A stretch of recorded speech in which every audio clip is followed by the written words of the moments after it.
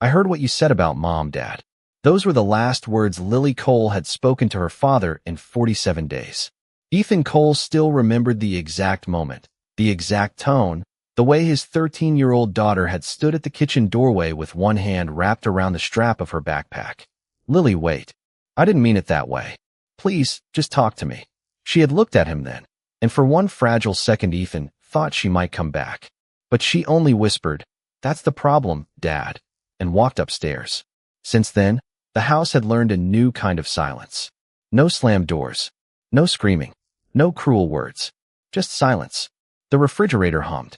The old wall clock clicked every second. A cold cup of coffee sat beside Ethan's hand every morning, untouched because he kept forgetting to drink it.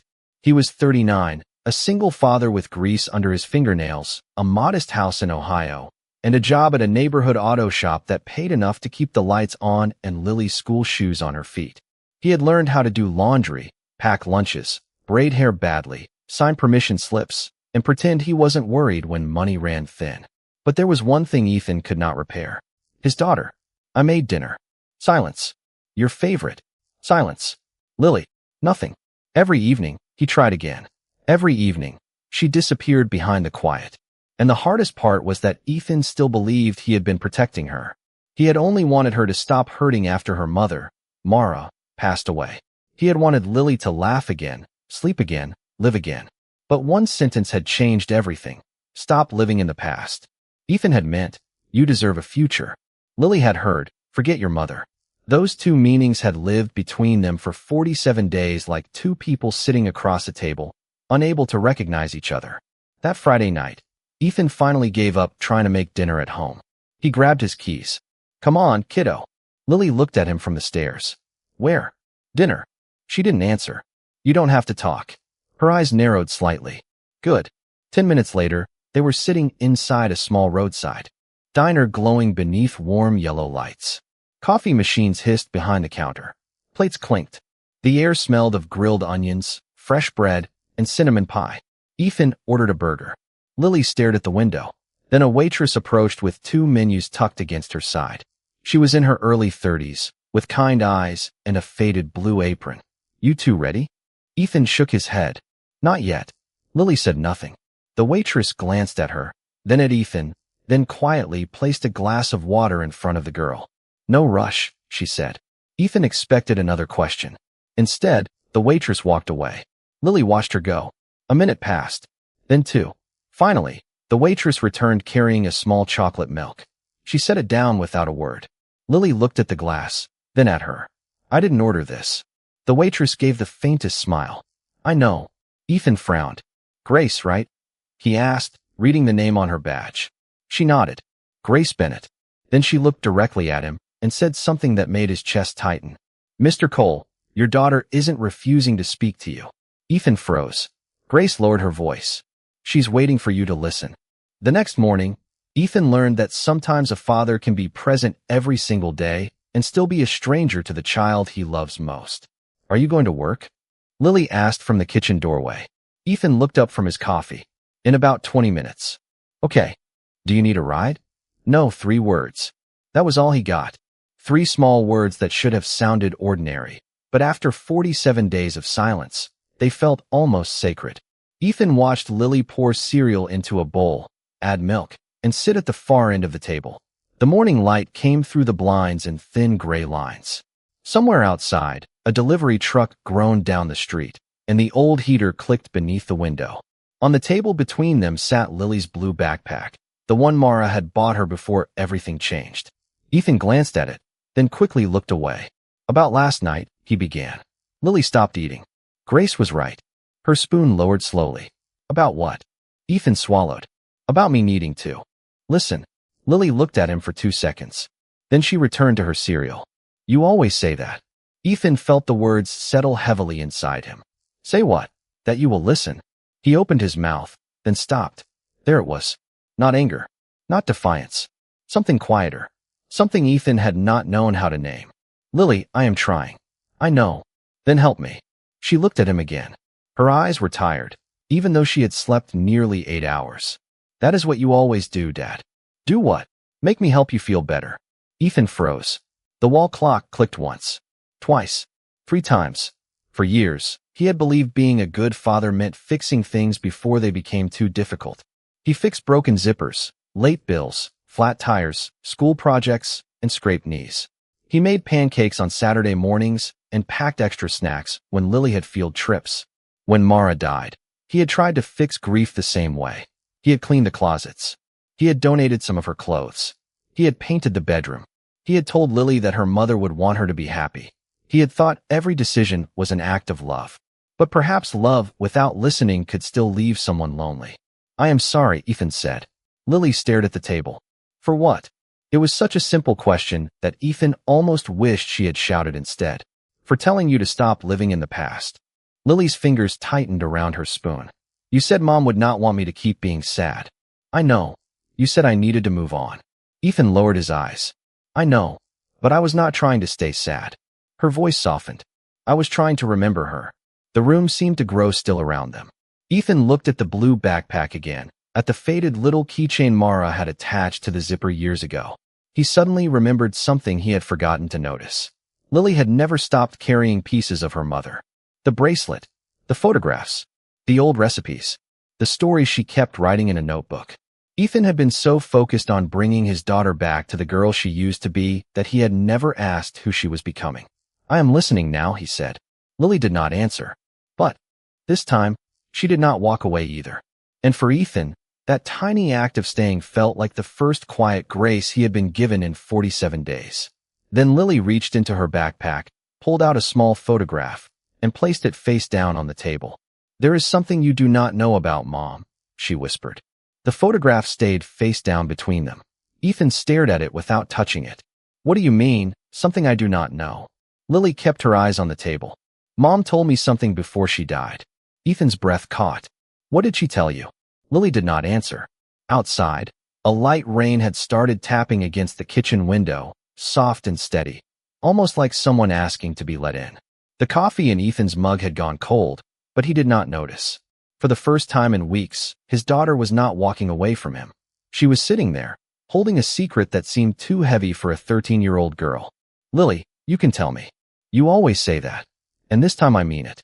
Her eyes lifted. "Do you?" Ethan nodded. Lily slowly turned the photograph over. It showed Mara standing beside a small lake, smiling beneath a pale autumn sky. Ethan remembered that day. He remembered the picnic blanket, the thermos of coffee, the way Lily had chased leaves across the grass while Mara laughed. But on the back of the photograph, written in Mara's handwriting, were 5 words Ethan had never seen before. "Do not let her blame herself." Ethan stared at the sentence. "What is this?" "Mom wrote it for me. When?" "The week before she got sick." Ethan looked at his daughter. "Why did she write that?" Lily's eyes filled, but she blinked quickly. "Because she knew I was scared."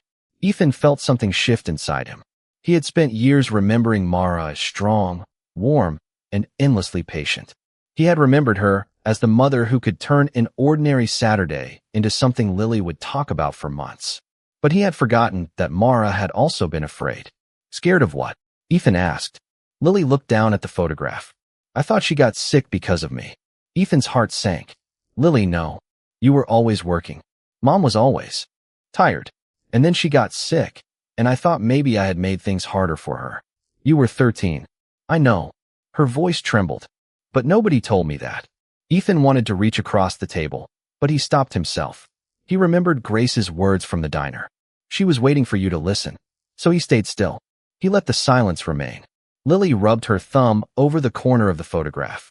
"After Mom died, you kept saying she would want me to be happy." Ethan nodded slowly. "She would, but I did not know how." "I know." "No, Dad, you did not." Ethan lowered his eyes.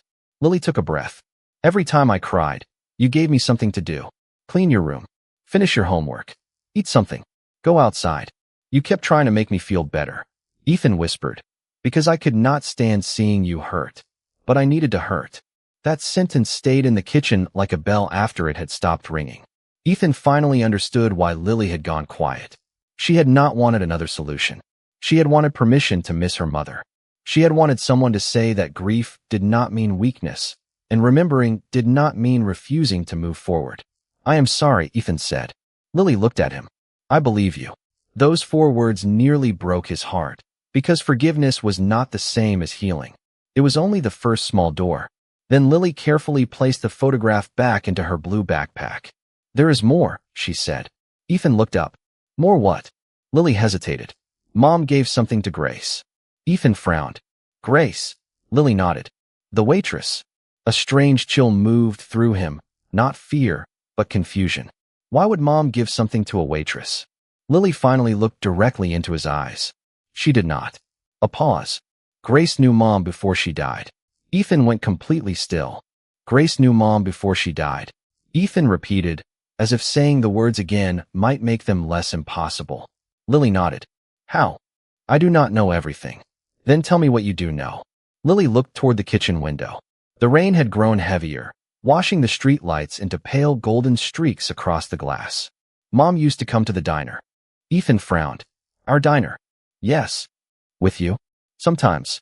Ethan searched his memory. Mara had always loved small diners. She liked coffee served in thick white mugs and pancakes she insisted tasted better than anything made at home. But Grace Bennett had never been part of those memories. Why did she never tell me? Lily's shoulders lifted slightly. Maybe she did not think it mattered. Ethan almost laughed, but there was no humor in it. "It matters now."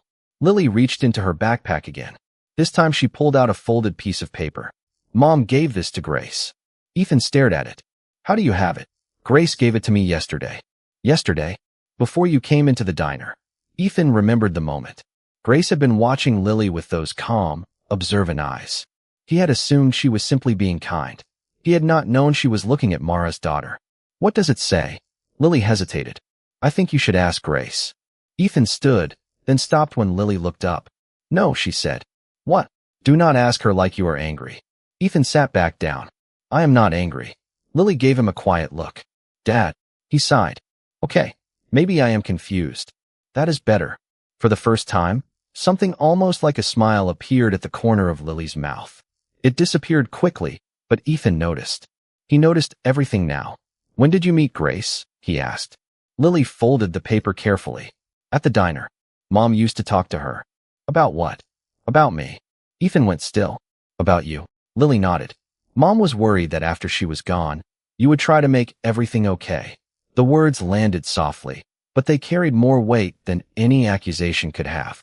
Ethan looked toward the counter where an old photograph of Mara sat inside a wooden frame. He remembered how often he had told himself that he was doing everything for Lily, working extra hours, keeping the house organized, avoiding difficult conversations, smiling when he wanted to cry.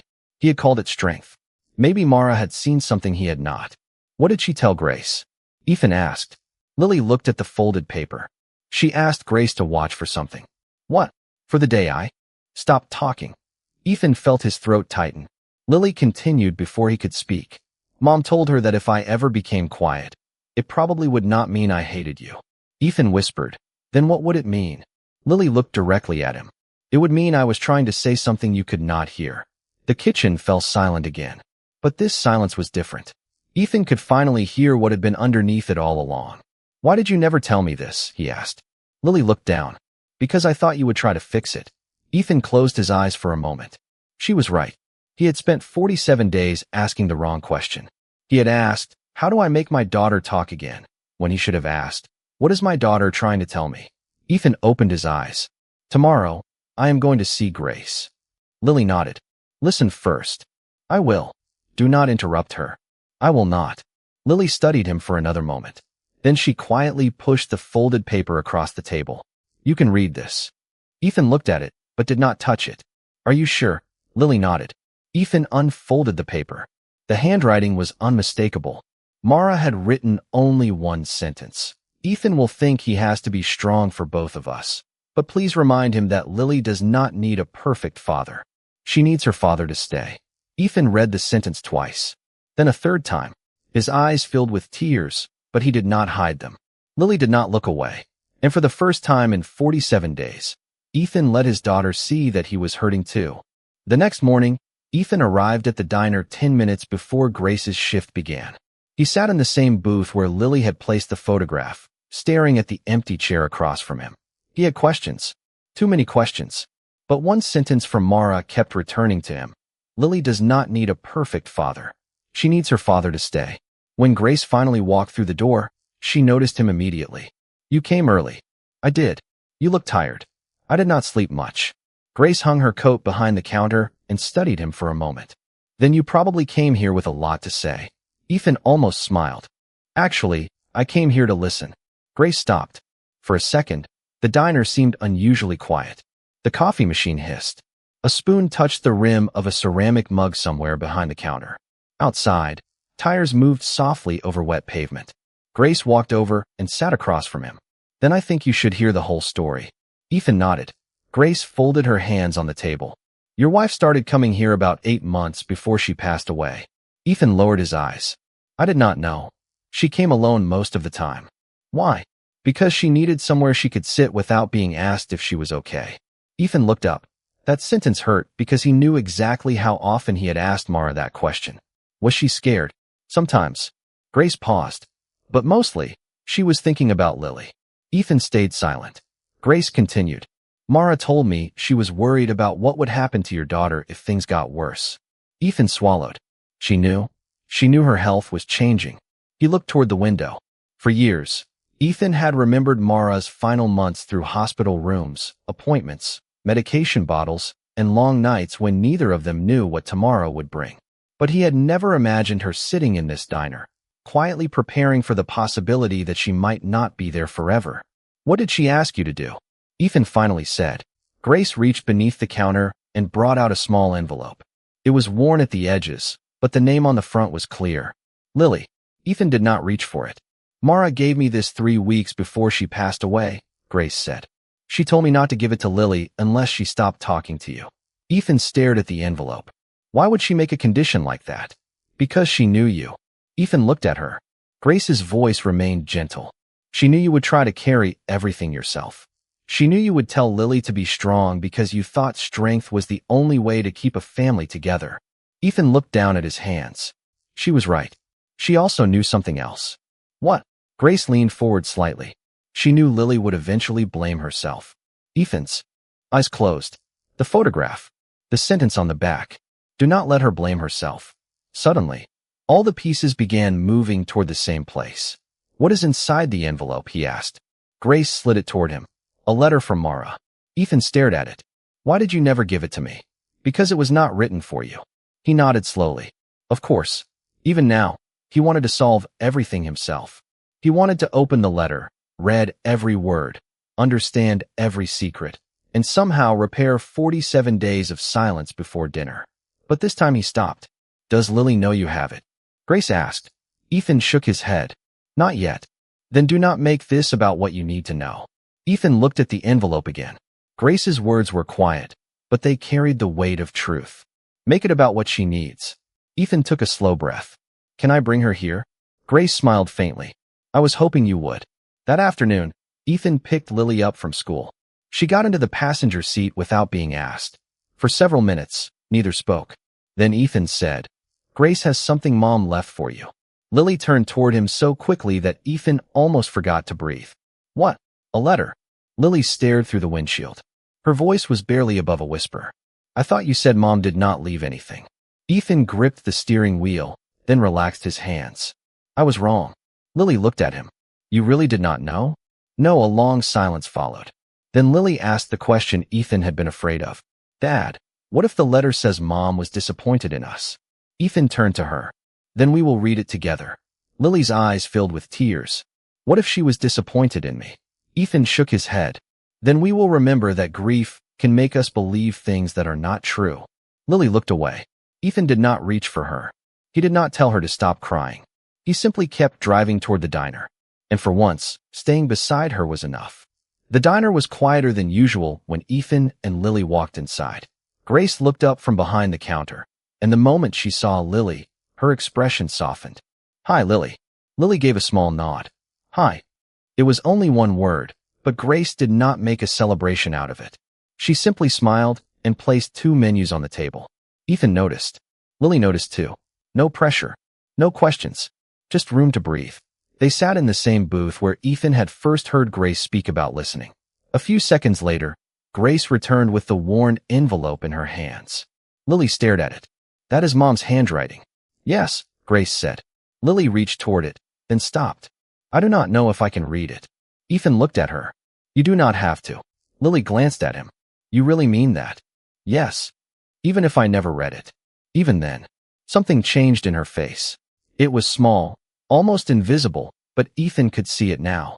He had spent 47 days watching his daughter's silence and seeing only distance. Now he was beginning to recognize what lived beneath it. Fear, grief, love, confusion, maybe even hope. Lily slowly opened the envelope. Inside was a single sheet of cream-colored paper, folded twice. She unfolded it with both hands. Her eyes moved across the first line, and then she stopped. What does it say? Ethan asked gently. Lily shook her head. I cannot. Grace quietly moved away from the table. Ethan did not follow her with his eyes. He kept his attention on Lily. Do you want me to read it? Lily hesitated. Would you? Ethan nodded. Lily handed him the letter. His fingers trembled slightly as he opened it. Mara's handwriting filled the page. My sweet Lily, if you are reading this, I hope your father is sitting beside you. He will probably try to tell you everything is going to be okay. He means well. He has always believed love means protecting the people he cares about from pain. But I want you to know something. You do not have to be okay. You do not have to be strong for me. You do not have to stop missing me just because I am gone. And please, never believe that my illness was your fault. There was nothing you could have done to change it. You were my daughter, not my responsibility. Loving you was never a burden. It was the greatest gift of my life. Ethan stopped reading. Lily was staring at him. Keep going, she whispered. He swallowed and continued. And Lily, when your father tells you to move forward, listen carefully. He may not know how to say what he really means. He is probably trying to say that he wants you to have a future. Please do not mistake his fear for a lack of love. Your father loves you more than he knows how to explain. But Ethan, if you are reading this too, listen to me. You cannot protect Lily from every painful thing in life. You can only make sure she never has to face those things alone. Ethan lowered the letter. The diner seemed to disappear around him. The clinking dishes, the soft music, the rain against the windows, all of it faded beneath the weight of Mara's words. Lily wiped her cheek. She knew. Ethan nodded. She knew me.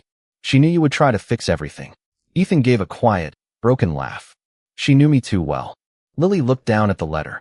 Dad, yes. Did you really think I blamed myself? Ethan took a breath. I did not know. I should have asked. Lily looked at him for a long moment. I did. Ethan felt his chest tighten, but he did not interrupt. For a while, she continued. Then I stopped blaming myself. I started blaming you. Ethan nodded slowly. That makes sense. Lily looked surprised. You are not going to tell me I am wrong. No, why? Ethan folded the letter carefully. Because I want to understand why. Lily stared at him. Her eyes filled again, but this time she did not look away. I was waiting for you to ask. Ethan finally understood. All those nights he had sat outside her bedroom door, all those dinners he had cooked, all those careful questions she never answered, he had been standing near the truth without knowing how to reach it. He had thought silence was the wall. It was not. Silence had been the message. Lily reached across the table and placed her hand beside his. She did not take his hand yet. She simply left hers there. Ethan looked at it, then looked at her. I am here, he said. Lily nodded. I know. And for the first time, those two words sounded less like forgiveness and more like trust beginning again. Grace returned to the table only after Lily had folded Mara's letter and placed it carefully. Inside her backpack. Do you want anything? Grace asked. Lily shook her head. No, thank you. Grace looked at Ethan. Coffee, please. Grace walked away, and Ethan noticed Lily watching her. You said Mom knew Grace, Ethan said quietly. Yes. But how? Lily glanced toward the counter. I think Grace should tell you. Ethan nodded. He had learned something important that week. Sometimes the person holding the answer was not the person who needed to speak first. Grace brought his coffee and sat down again. For a moment, she said nothing. Then she looked at Ethan and took a slow breath. Mara did not come here because she knew me well. Ethan waited. She came because I was here. Lily looked at her. Grace continued. The first time she came, she sat at that corner table for almost an hour. She ordered coffee and pie, but barely touched either. Ethan smiled sadly. That sounds like her. She asked me one question. What question? She asked what I would do if my mother died, and my father suddenly became determined to make everything normal. Ethan's expression changed. Lily looked down at her hands. Grace continued softly. I was 29 then. I had already lost my mother several years earlier. My father and I had handled grief very differently. Ethan listened. I wanted to talk about my mother. He wanted to talk about anything else. The weather, work, groceries, bills. He thought if our days looked normal, eventually our hearts would follow. Grace paused. They did not. The diner seemed quieter now. Even the rain had softened. So what happened? Ethan asked. Grace looked toward the window. I stopped talking to him for a while. Lily slowly raised her eyes. Why? Because I thought he did not care. Grace gave a small, thoughtful smile. Years later, I realized I had misunderstood him. He cared so much that he was terrified of seeing me hurt. He thought being strong meant never letting grief take over the room. Ethan looked down at his coffee. That sounds familiar. It does. Grace rested her hands on the table. When Mara told me about you, she laughed. Ethan looked surprised. She laughed. She said, Ethan is going to drive himself. Crazy trying to keep that girl from hurting. Lily smiled faintly. That sounds like Dad. Ethan looked at his daughter. Thank you. Grace nodded. Mara did not ask me to replace you. She did not ask me to convince Lily to forgive you. She asked me to remind you of something if you ever forgot. Ethan waited. What? Grace looked directly at him. You cannot make grief disappear for your daughter. You can only make sure she never has to carry it alone. Ethan lowered his eyes.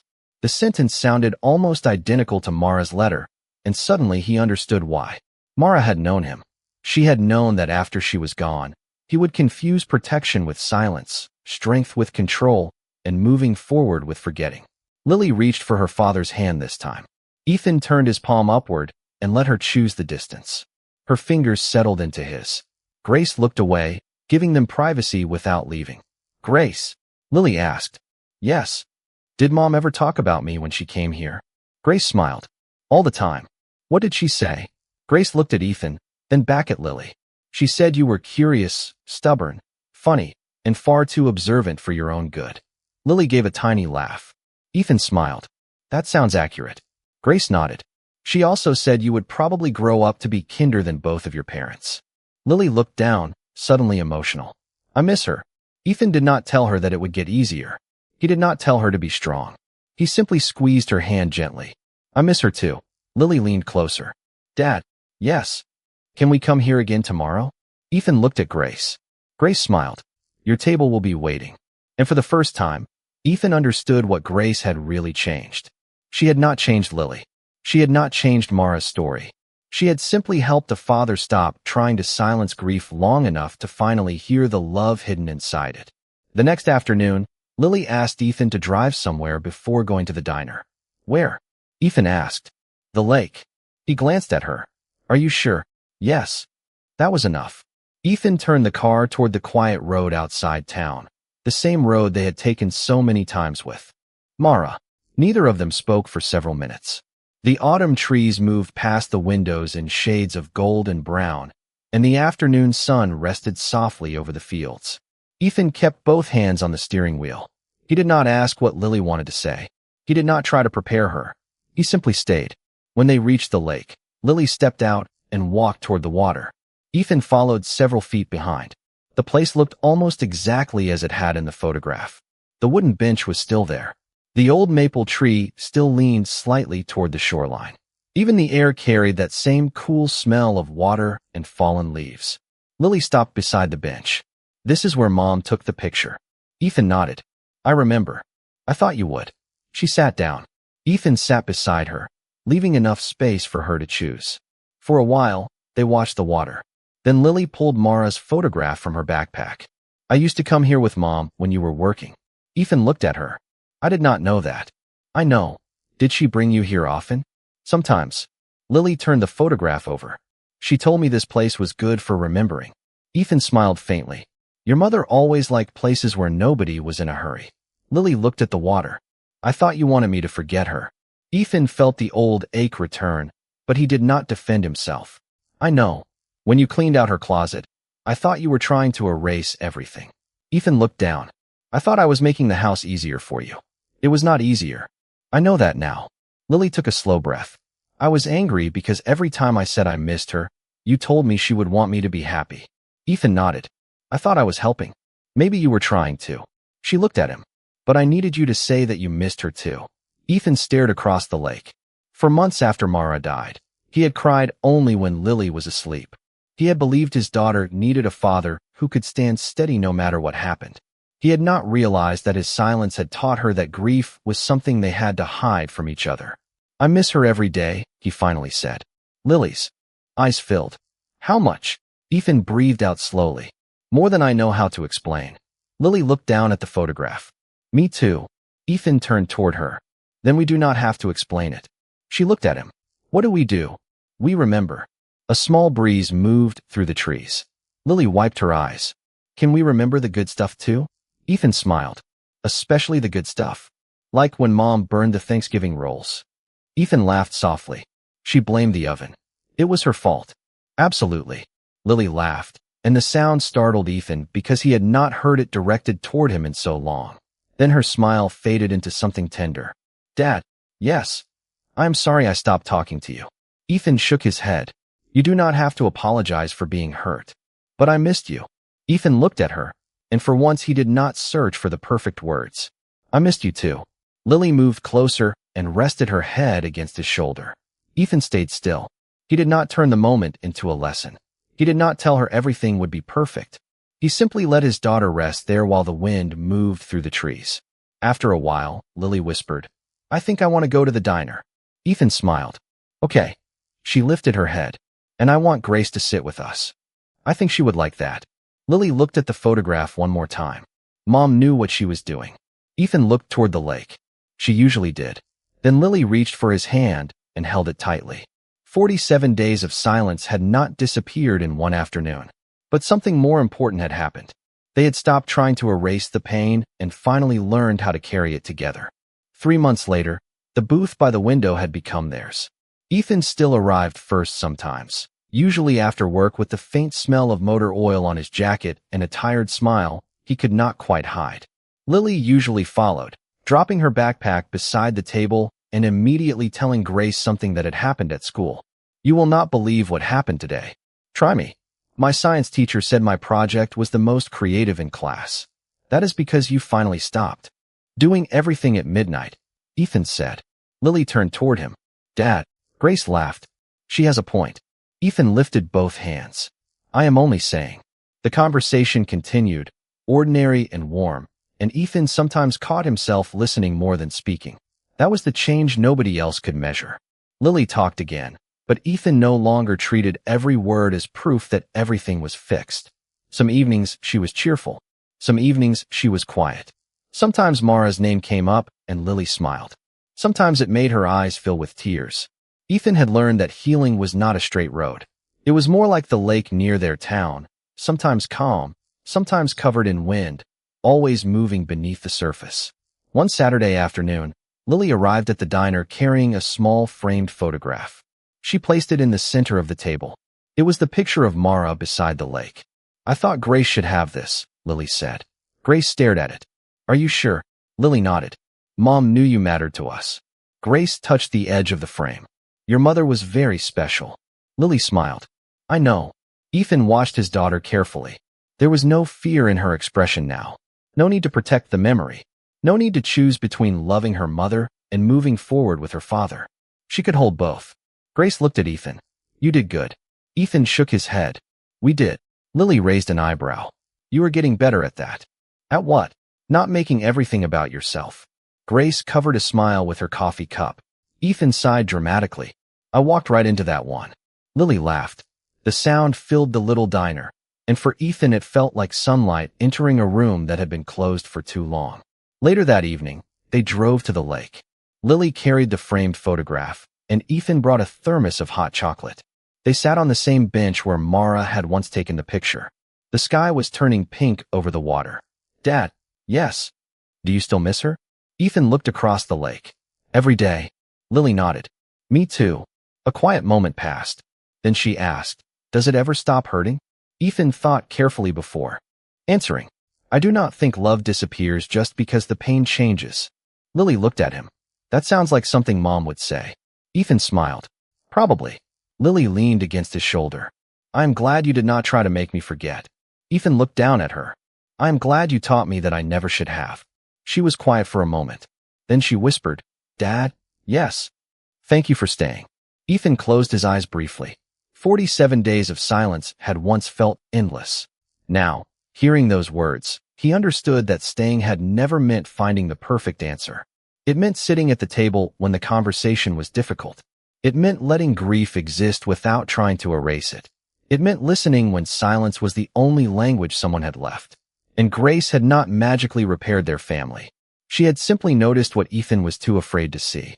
She had reminded him that dignity could be quiet, that grace could arrive through an ordinary kindness, and that second chances sometimes begin with something as small as refusing to walk away. As the sun disappeared beyond the trees, Lily reached for her father's hand. Ethan held it gently. Then Lily looked toward the photograph of her mother and smiled. We should bring Mom here again next week. Ethan smiled back. We will. And beside the quiet lake, with his daughter's hand in his, Ethan finally understood the truth Mara had known all along. Love was not always about protecting someone from pain. Sometimes love was simply staying close enough to say, you do not have to carry it alone.